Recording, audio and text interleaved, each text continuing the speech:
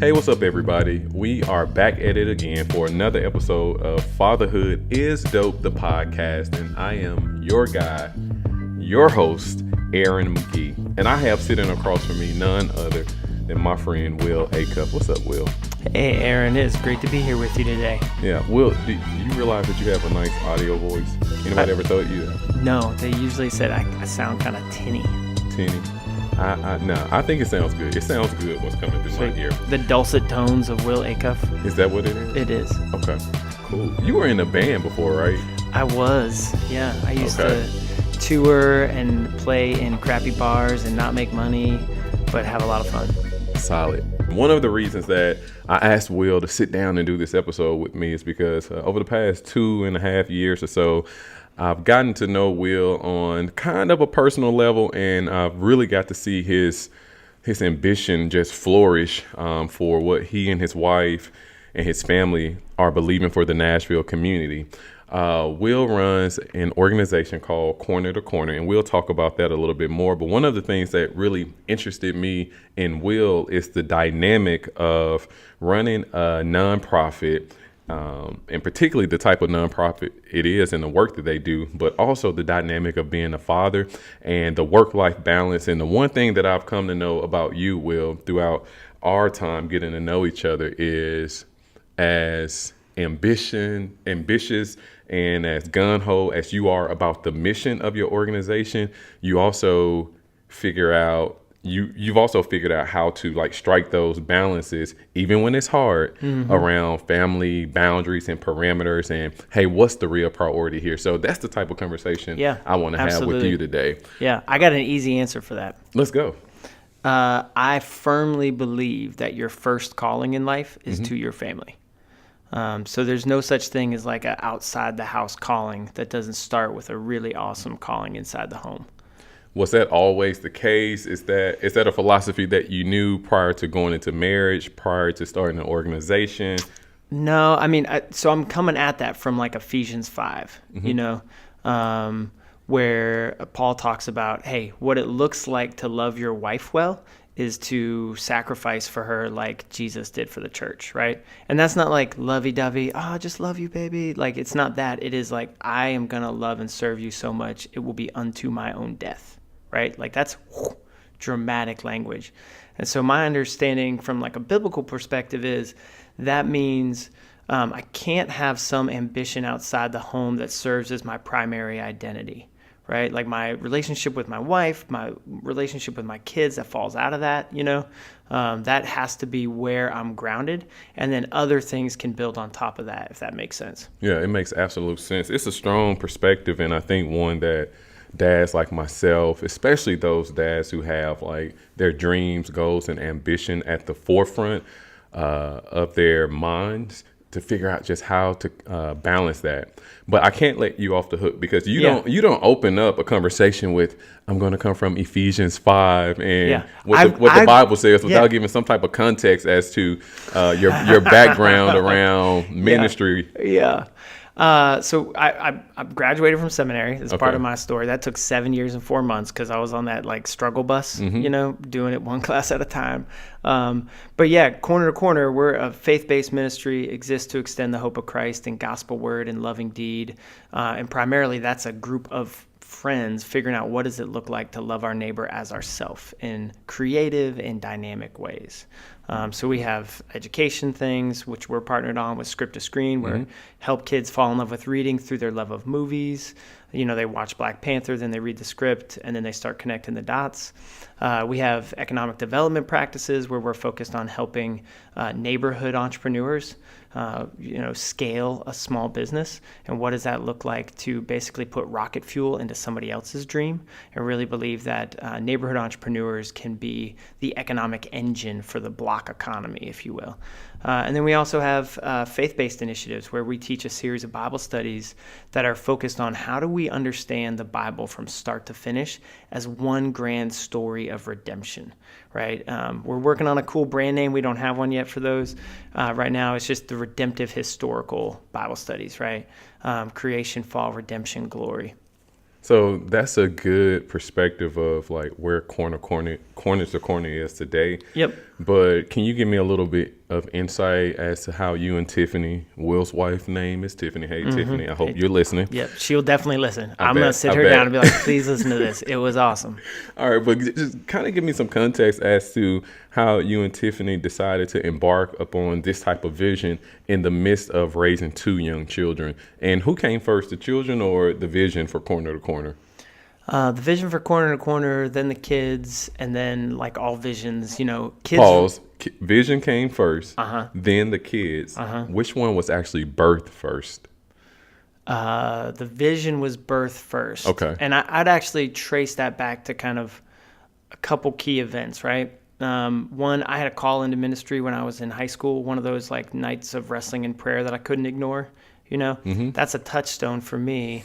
And then I had another touchstone coming out of college. I went on a trip led by an epidemiologist, someone who studies the mapping of diseases across continents, a guy from UNC who led this trip with his wife, who was a doctor, where we just went to Nairobi and sat with Nairobi church leaders to learn what they were doing in the face of the AIDS pandemic, right? And that happened right after college. And it blew my worldview apart, right? So I went from, I believe this story about Jesus, like God in the flesh, the cross as the way to redemption, like this dynamic living story, but I'd never fully connected the dots to then what does that look like to live faithfully in a world full of suffering, right? Like how do you lean towards your neighbor in love? Neighbor on your street, neighbor in your city, neighbor in your nation, in the world. And so out of that trip, I came home from that completely messed up, right?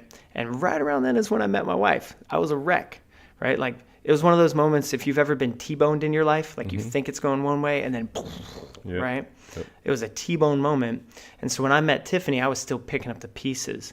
But from that point on, we were dynamically engaged in conversation with each other about what would it look like to love our neighbor differently, and to live a life that's not built on our own kind of treasure and talents and securing our own kingdom, but wrestling with these big, painful things we see in the world. And so that was part of even our dating life, like the gospel as adventure. And then if you fast forward, we got married in 2004. We landed in Nashville, coming off of a crazy first couple of years of marriage. We had another T-bone experience. And Lord, if you're listening, like, let's not have a third, right? Let's go for 2. Where we had a health crisis on our honeymoon that completely destroyed the normal, like, foundation we thought we were going to have. And we came out of that experience kind of rebuilding the foundations, going like, all right, Lord, you cleared the rubble from our lives. What are you going to build? And we landed in Nashville. About 12 years ago, right in the midst of that kind of dialogue. And so the vision for Corner to Corner really started to be birthed out of that moment. The land was cleared, right? Like, what are you going to build on it? And then the kids, we always thought we would grow our family through adoption as part of our story. Early on, we thought maybe having biological kids would be a part of that as well. And then we explored that. We found out we could have biological kids, but at the same time, we had started the adoption process, and we got the call, like, "Hey, you're a dad," right? It was going into Good Friday. Wow. I'll never forget. We met our son Raylan in the hospital. He was in the NICU on Good Friday in 2012. And like I get goosebumps even thinking about it. That's now. When you just drop in that amen. Oh yeah. Yeah. I mean, it was the best Good Friday, right? And after seeing that NICU and like room full of babies, in like, with tubes and incubators and all the different things, and knowing that there was a lot of need for domestic adoption in the United States and kind of getting to witness that a little bit, we came back from that experience and loving on our son, Raylan, who is now almost 7. And we're like, man, I think we're just going to do adoption. Like, we're not going to do a biological child. Let me ask you this, because you've said a lot, and what I'm really wondering is, because I've seen like the growth, even in a short amount of time that I've been connected with Corner to Corner. How do you believe that you've been able to like transfer that type of heart posture to a community, like literally the city of Nashville? And from my vantage point, you know, people are really getting behind this corner to corner vision, and it's a big one. How do you think, what are some mechanisms that you believe or some strategies that you may have intentionally put into place to like have that type of heart transfer of saying, hey, this is the vision that we have for a city on the rise, the it city, right? Yeah. This is our vision for this city. And how do you believe that you all have transferred that type of heart posture? Yeah, I mean, I think for us it comes from a couple different places. One is there is a real tendency in nonprofit work and especially in Christian nonprofit work to go, we're going to bring Jesus to the neighborhood, right? Which is foolish, because Jesus has been here for a long time. Stop being so arrogant, right? So like the first thing is like, oh man, what does it look like to actually partner with existing community? You don't have to save the day. You don't have to invent community. You can rather humbly show up as a learner, right? And the lessons for me were formed way back in Nairobi with that trip, right? So that's one of the things, is like, hey, stop trying to reinvent the wheel, right? Nobody needs you to do that. So that's one of the things. Second big piece, I think, for me, is what does it look like to do the slow, long-term work of relationship building rather than kind of a middle-class efficiency model, right? Which says, hey, all these big complicated things that are going on in the city, I want to measure them and scale them, and I want to do this really systematic thing, which does not work with the complicated lives that our neighbors have, right? And so really intentionally having a decades-long worldview rather than like a 6-month, right? And then I'd say the third big piece is realizing that the leaders of the community are amazing leaders. Like I have a hard time articulating this, but maybe you can edit this out. But I find I will probably keep this. Yeah. Go ahead. I have found very often the vibe to be, especially in dominant culture, i.e. white evangelical churches, the vibe to be, we are going to fix you, community, and we're going to fix you like this, and we're going to do this good to you. Yeah, so a lot of people, and I think people even within like the black community, the black culture, would identify that as that savior complex. Yep. Yeah, swoop in, the Superman with your cape on. I bring you a goodie bag of food. I learn your name for the day, and then I swoop back out, and maybe I'll see you again during our next church outreach opportunity. Yep, I'm going to give you a jacket next Christmas. Yeah. Yep. And maybe even I'm a wealthy, successful business owner who is paying low wages to maximize my profits, which is why you need me to donate a jacket in the first place. Well, how about this? But...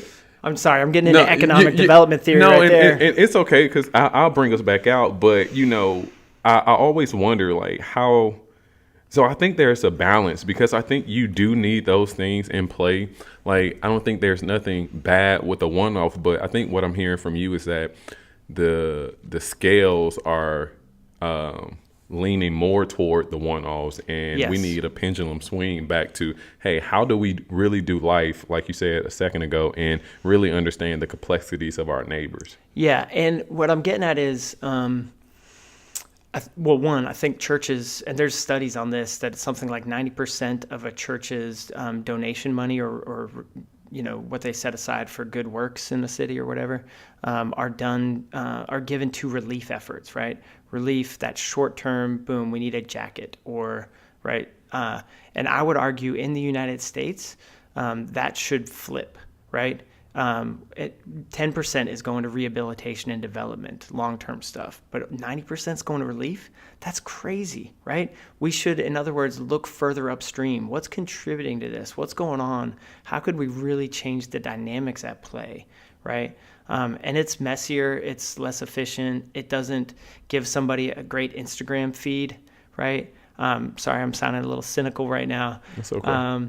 But I do think it is the long-term messy work that I think God calls us to. I mean, and if we, like, Jesus is not efficient, right? Here's God sends Jesus to the backwater part of the Roman Empire, right? Son of a carpenter, has a ministry that only lasts 3 years with 12 guys, one of whom betrays him to blood, right? Unto death.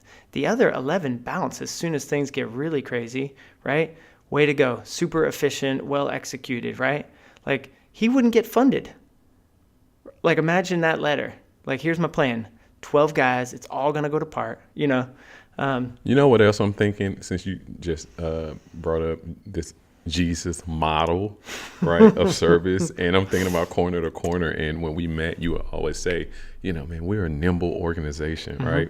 And I'm just thinking about the flexibility that Jesus had, you know, no brick and mortar service, no place to lay his head, no chariots to ride in on, like walking on feet, traveling by foot. And just this whole nimble ministry, like I go where the need is, you know, whether it's in the back room of here or by the well or, you know, fill in the blank. And I don't know, maybe I'm just spotlighting you for having the wherewithal to come up with that type of concept. But I couldn't move this interview forward or this conversation forward without really touching on a point that's really the essence of why I'm doing what I'm doing. And it's about why or how do you manage a vision that big, spearhead a vision that big, you know, get people engaged, transfer the heart while being a father. And the reason that I harp on that a little bit too is because, I mean, for me, it goes without saying, but I'll say it for the sake of our listeners that, I mean, I know that fathers lay down a lot as well. You know, a lot of the times this conversation, for good merit reasons, is focused on mothers who forsake dreams, goals, and things to raise the family. But absolutely. But to the opposite side of that, you know, and I see corner to corner as a vision of yours and your wife's, a shared vision, but also a dream that you all are working to fulfill, even although it's for the advancement of the kingdom of God, right? However, most men, when they become husbands and when they become fathers, they take on the mantle of those 3 P's of being the priest of their home, being the protector of their home, and being the provider of their home. And sometimes when we operate within those boundaries, it doesn't really leave room to be out here chasing a dream when you have to make sure that there's food on the table and you're building a nonprofit, not some, you know, aspirational Fortune 500 company. There's not an exit strategy. I'm never going to be at that moment where Scrooge McDuck like jumps into the money. Right. Like, you know, like this nonprofit will like never make it to the NASDAQ floor. You know, what floor is that? Help me. I don't know. I don't even have to go. You won't be public. There will be no public trading, right? No.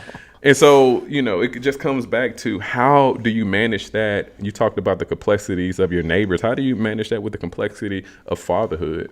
Yeah. Well, and I'll add to that for your listeners, 2 kids, one almost 7, my son, and then my daughter's almost 3.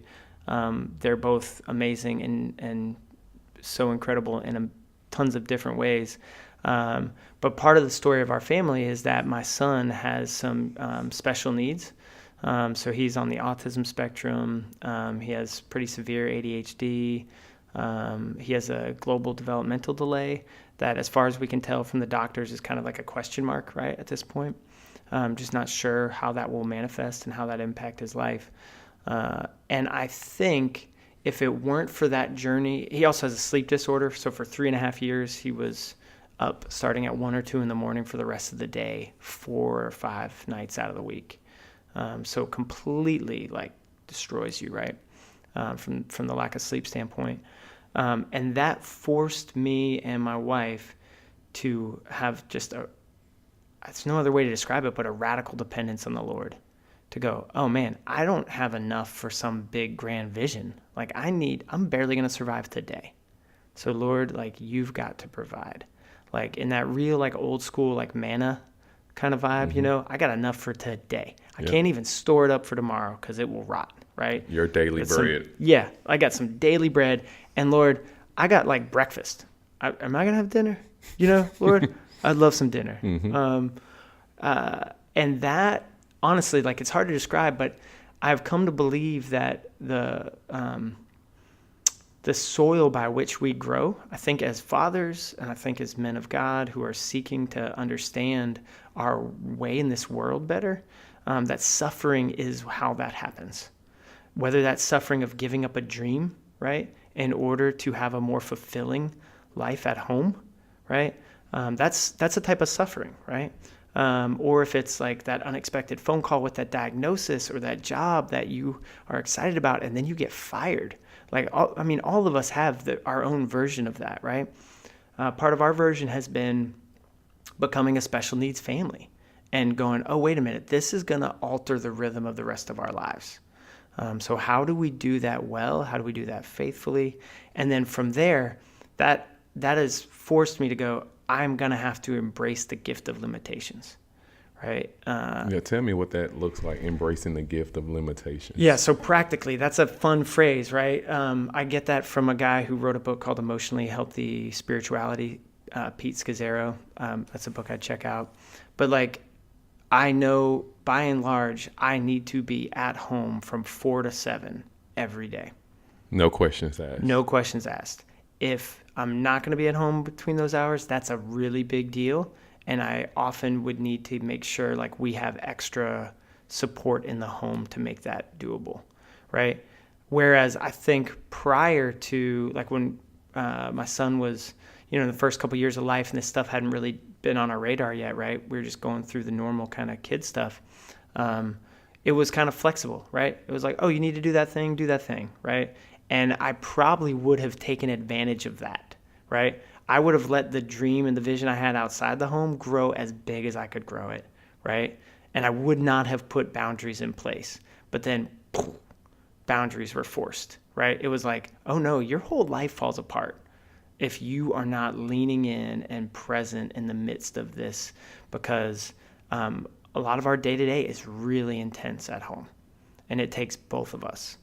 And then throw another kid in the mix of that, and you're trying to care for her while you're also trying to care for your son, and you're trying to make sure he has what he needs to lower his anxiety and enter into the rhythms of the home, while making sure your 2-year-old has a fresh diaper on and is learning her ABCs. Yep. And so that's one of the ways that it's put some limitations. And it also means like I don't do anything on the weekends, and I go to bed at about 8:30 because I never know what time I'm going to wake up in the night. So like my friends who I used to hang out with, in like more grown-up hours, that doesn't happen. Like, that's not my life. Let me ask you this. You said that's not your life now, but, we talked a lot about the vision for corner to corner, but just hearing everything that you just laid out, I wonder if you have a vision for your family, like the years to come. Mm-hmm. Yeah, I mean, I think a lot about it. Like, so for my daughter, right, she is seeing and experiencing some really hard things at home that she wouldn't have otherwise, seen and experienced. Because, for your listeners who don't know much about the day-to-day life with a child with autism, oftentimes there's a lot of dysregulated emotions, and you're trying to make sure things are understood and you have space to be present, and the stress of school for your child can also amplify that. Like, they're bottling it up all day, and when they get home, it's like... So he loves summertime. He loves summertime if we have structure. Yeah. If we don't have enough structure, then it gets really hard. Mm-hmm. Learn that lesson the hard way. Like last summer, Tiffany had a lockdown schedule that was phenomenal, and we had a wonderful summer. The year before that, it was bad. She'd tell you that too. Yeah. We were winging it, and now we don't wing it, Yeah.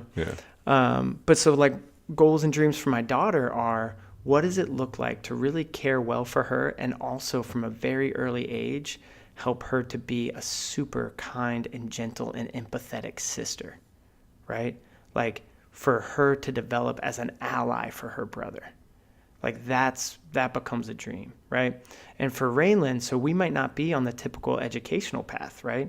Like I think the normal, like, oh, my kid's going to crush it in school and this is going to happen, and then high school, college, career, whatever, those are all question marks for us.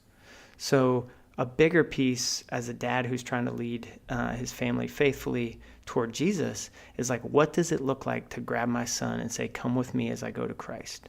what does it look like to care more about the development of the fruit of the Spirit in his life, love, joy, peace, patience, kindness, than math skills, right? I'm not saying we don't care about math skills, but if that might not ever be something that really clicks in his brain, that doesn't mean there aren't other things that we're really trying hard to develop, right? So I think about that, and then I also think, what does it look like for Tiffany and I to demonstrate a repentant faith, where in the midst of this intensity, where each day is often really hard, we are showing our kids what it looks like to go, honey, I love you, and I'm sorry that I overreacted about that earlier. Or I was feeling the stress of our day and the lack of sleep last night, and I snapped in front of the kids, and I want to apologize in front of the kids. You know, like I want to model what repentance looks like. Does that make sense? Yeah, you took the words right out of my mouth. I was just about to say that it seems like you and Tiffany have to be really intentional about what you're modeling in the home, because it's amplified times 10 to what we may know as a typical way of life, or you know, typical behaviors, both from parents and the students.